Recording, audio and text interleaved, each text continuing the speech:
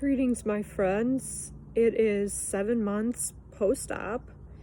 For those of you who are new to my channel, I underwent a controversial and rare surgery in March of 2020 in Phoenix, Arizona called pudendal nerve decompression surgery for 7 years long of chronic pelvic pain that is very neuropathic in nature, stabbing, stinging, shooting the entire left side of my pelvis.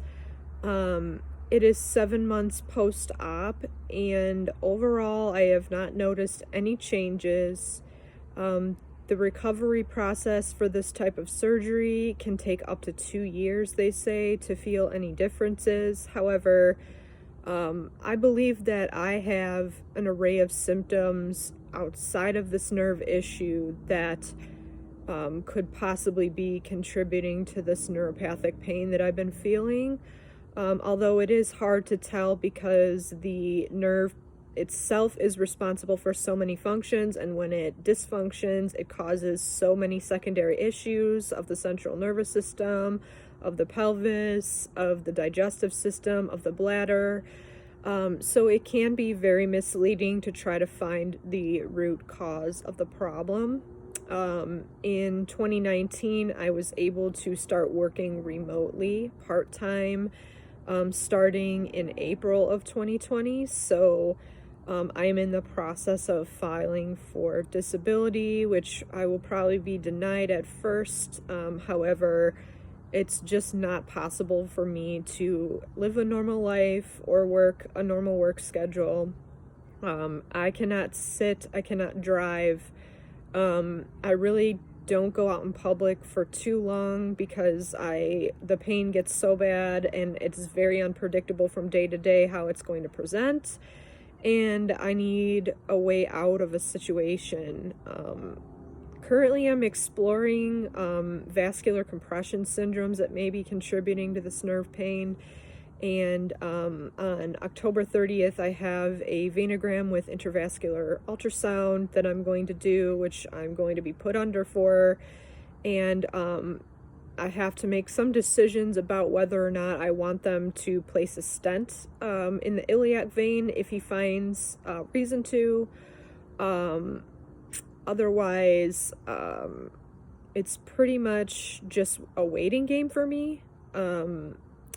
I, in my heart of hearts, believe that my body is pretty much done healing whatever happened to me in March. So right now it alternates between extreme abdominal discomfort and pressure and nerve pain. Yesterday I saw Brandy Kirk at the Kirk Center for Healthy Living, which is a physical therapy place I've been going to for since 2013, on and off. And she is the owner of the facility, and she's pretty well known in the Chicago area for doing treatments for pelvic pain. And she was able to work with me yesterday for 90 minutes, and basically she is feeling the exact same thing my other physical therapist is feeling. She gets pulled right to the pudendal nerve. And she also gets pulled to my lower left abdominal area. And my other physical therapist was saying how she was kind of unsure where she was getting pulled to, but it was like a space in between a couple organs, and wasn't organ or nerve related up in the abdominal area. So Brandy was able to pretty much say that it was vascular related, and she did some arterial release in that spot. And I do have an hour or two of good relief after physical therapy when they work in the abdominal area, but then it just goes back to either worse and then baseline, or it goes back to baseline pretty quickly after that. Physical therapy is not a cure for this issue. It's just a way to cope with this issue. I've tried so many things over the years: diet, stretching, chiropractic, acupuncture, injections of many types, and there really isn't an answer for pudendal nerve entrapment syndrome, which was confirmed, for me at least, during surgery when my doctor went in and saw where the scar tissue was. I was born with a lot of anatomical issues, I believe, that's contributing to all this mess. And part of it can be vascular and part of it can be nerve. And so it's very difficult to figure out. My hope is that someday I'll feel confident enough to be in public for any period of time. And I would like to be able to feel like I can travel and go places, if only for short spurts. Right now, I just don't feel comfortable with doing any more than short walking per day.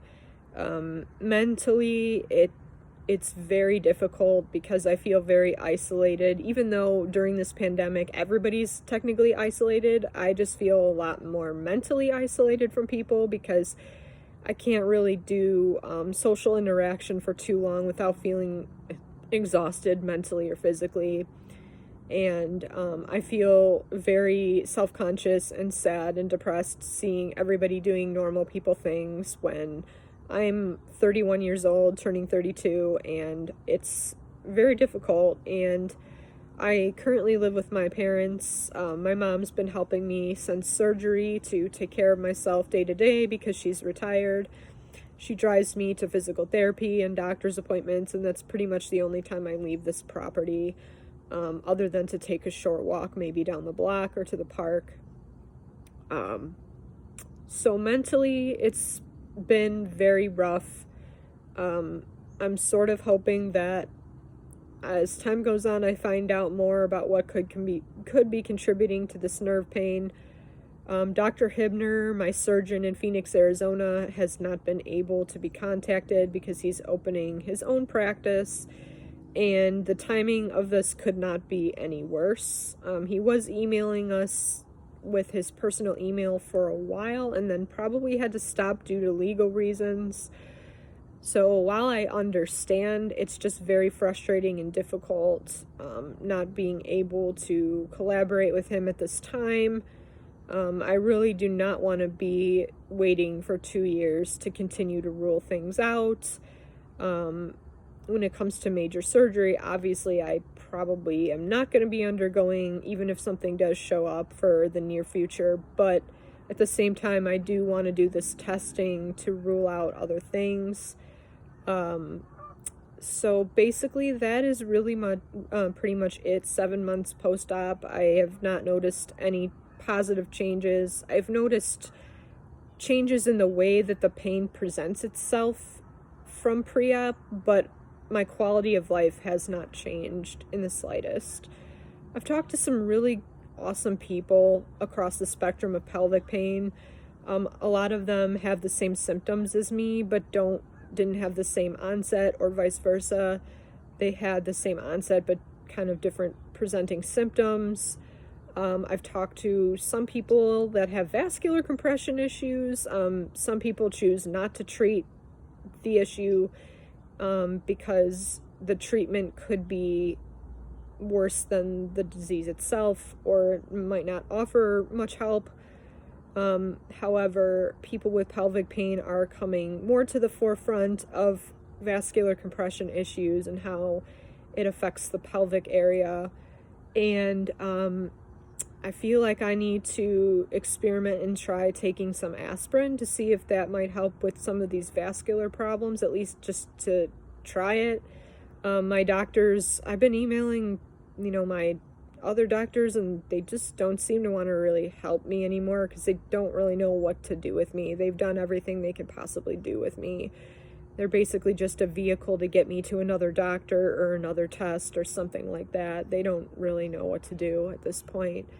So weekends have been kind of rough for me. I don't know if it's because of the lack of work and Mike Shinoda is not on, or if it's just my body's just tired from the week of doing things and it just gets bad. But historically, weekends have been pretty weirdly bad for me. Even though my overall routine hasn't changed. I come and sit outside I try to, at least for the beginning of the day. It's been kind of cold lately. I'll do some reading and writing, and then I'll watch a Twitch stream online.